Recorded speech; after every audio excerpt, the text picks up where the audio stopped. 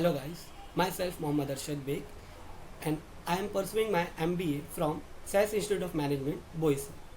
Today I would like to explain a basic term of perspective management which is planning premises. To know about planning premises, we have to know meaning of planning premises. So, in simple term, planning premises are the assumption of predicted business environment on which plans are prepared and operated. It is a forecasted environment which includes estimating availability of labor, assessing sales volume, technological modification, cost, legal and political environment, etc. There are so many types of planning premises. Few planning premises are as follows.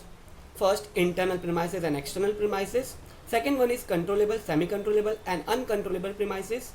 The third one is tangible and intangible premises, and the last, forcible and unforcible premises. We can explain the premises in detail, so one by one, in internal and external environment. Internal premises which are concerned with the internal environment of organization are known as internal premises. It includes organizational own resources, competencies, manpower, skills, sales prediction, capital investment in plant and machinery, etc. Given below are the vital internal premises: capital investment, resource abilities, original organizational structure, and basic policies, rules and procedure, etc. Now, external premises. External premises are closely associated with the external business environment.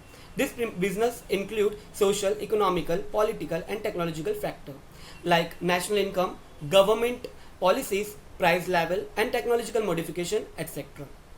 Given below are the vital external premises: political stability, government policies, demographic factors, technological factors, market trend are the example of external premises. Now we will move on controllable, semi-controllable and uncontrollable premises. Under the control of management are the term as controllable premises. Example: capital investment, plant location, expansion program, etc. Now, premises over which the management has limited control are known as semi-controllable premises. Example: companies' share in the market, alliance between companies, union and management, etc. The last one is uncontrollable premises.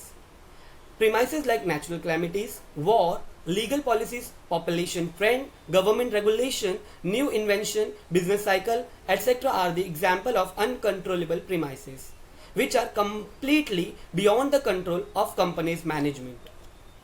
Tangible and intangible premises.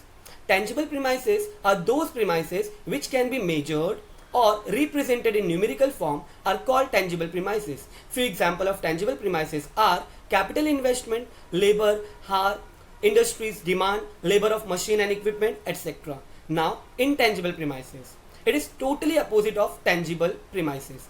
Those premises which cannot be measured in unit or not numerical in nature are called intangible premises. Public relations, political stability, employee motivation and determination, company image, etc. are the example of intangible premises. The last one is forcible and unforcible premises. Forcible premises. Explicit premises which can certainly be anticipated and established are known as forcible premises. These premises include the basic 3 M's. 3 M's are man, machine and money. Unforcible premises. Unforcible premises like natural calamities, war, strike are incalculable and doubtful. So they are unforcible premises. Hope you all can better understood about the planning premises. Thank you so much for watching my video.